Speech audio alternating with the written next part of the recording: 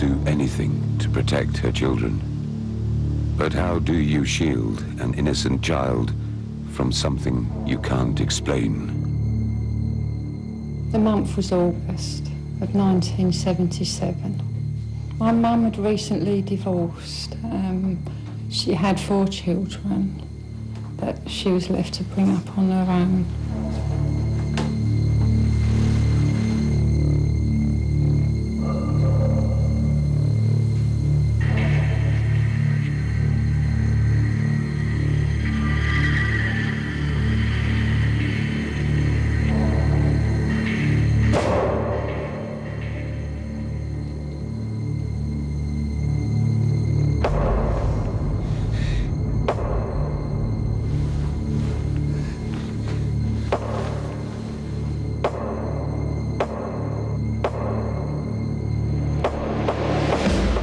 Knocking seemed to be going round the walls, but more so up one side of the wall where the stairs was.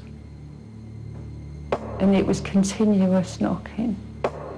It was quite frightening.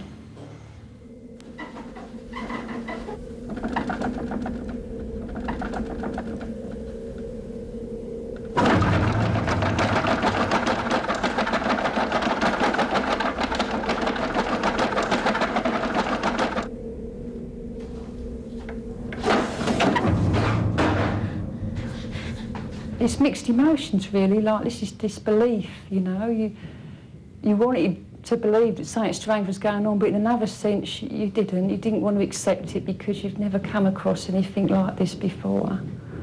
Over the next few weeks, the Hodgson family felt that an eerie chaos was descending on their home in Enfield, North London.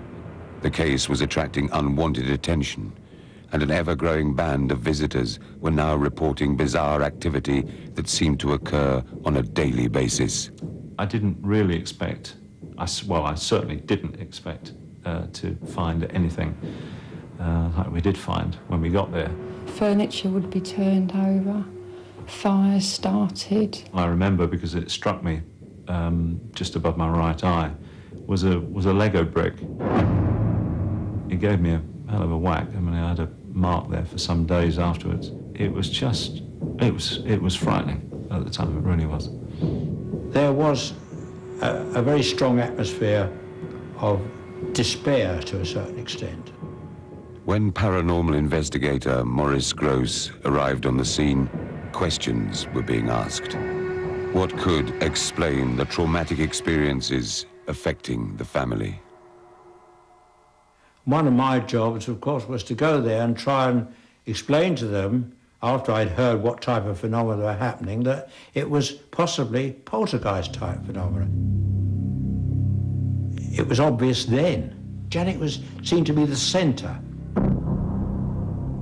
As she came through the door, it was weird. Just things took off and started flying around the room. It became the centre of me, I feel, as events went on.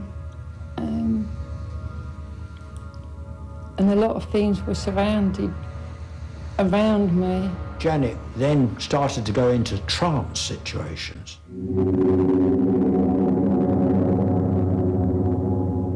She was just really sort of thrashing around in, I don't know what it was just literally a fit. We were worried that she might kill herself. We felt, terrible about it.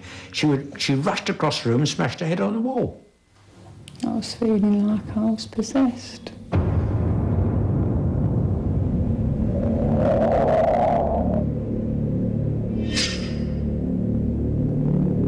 After yet another bad night, a heavily sedated Janet was put to bed. We called the doctor, and he gave her a shot of something to calm her down. She was that sedated, as the doctor admitted that she'd had enough to put her horse out. Suddenly, there's an enormous explosion. We rushed up the stairs. Janet! To find that, as sedated as she was in the corner of a room. This radio was up on top of like a chest of drawers, and she was asleep on top of it. I felt like I wasn't in control of what was happening to me. Over the next few weeks, Graham Morris took a number of images using a remote-controlled camera. The images appeared to show an 11-year-old Janet and her sister thrown from their beds night after night. But worse, the activity in the house seemed to become more extreme. In many later years to come, which, when I see photographs, was very distressing for me to know that I'd actually been in that state and not known about it.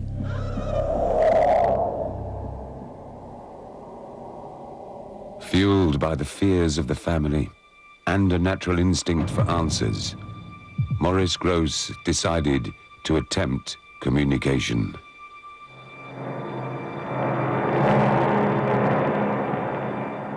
I believe you can talk. Say my name. Let me hear you say my name again. Come on, let me hear you say my name.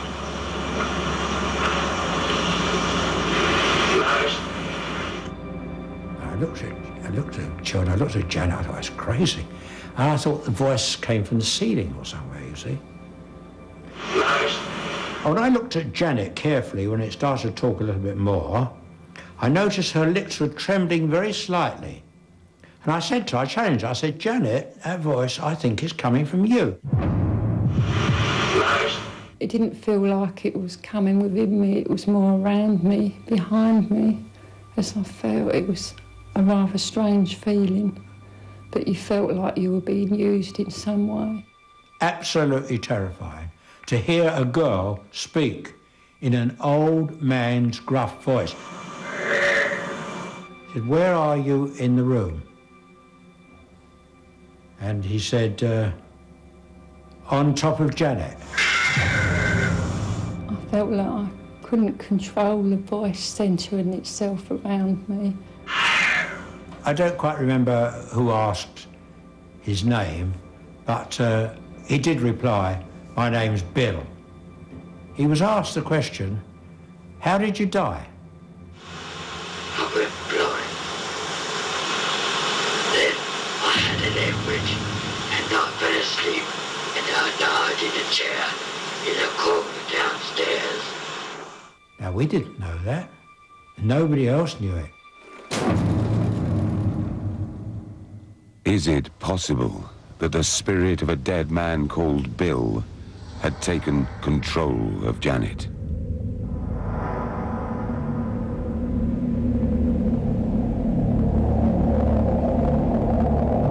It was like a force that just pulled me out of bed. And I was so terrified because I didn't know where I was going to land. So working at the time for a bakery that turned into the road. I looked up and saw a young girl in the room, and she seemed to be floating around in the room. I felt so strange that I had all goose pimples on my arms. I couldn't believe what I was seeing.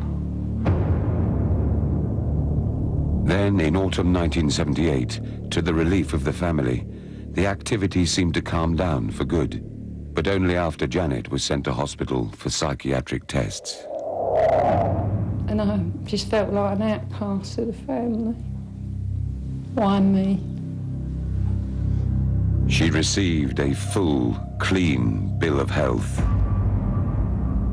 After the frightening events in Enfield ended, further research uncovered the death certificate of a man who had died in the Hodgson's house 14 years previously. His name was William Wilkins. I died in a chair downstairs. Otherwise known as Bill. He did reply, my name's Bill. This case convinced me 100% that there is something beyond the physical realm that we normally understand. We can talk about hauntings and poltergeists and all the rest of it till the cows come home, but I've no idea what it was, but it sure happened. That's certain. And I still dream about it.